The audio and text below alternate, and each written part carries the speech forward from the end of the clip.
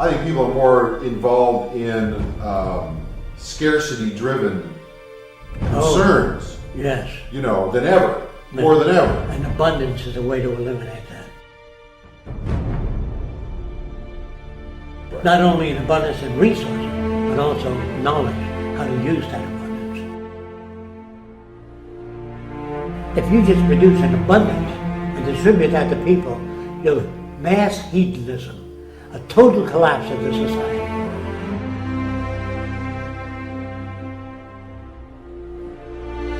You must educate people to live with that. In other words, you have to tell people, even during instruction of learning to fly an airplane, what you can't do, what your landing speed has to be. If you don't have a certain speed, you will not rise off the ground.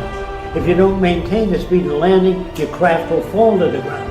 So these are laws, physical laws, and we must become aware of the physical laws that affect human behavior, our values, our lifestyle.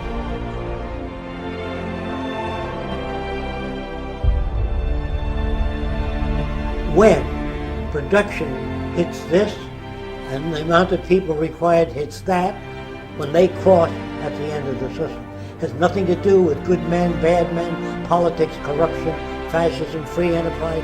All of these discussions about communism, socialism, free enterprise, fascism become irrelevant in a society of an abundance.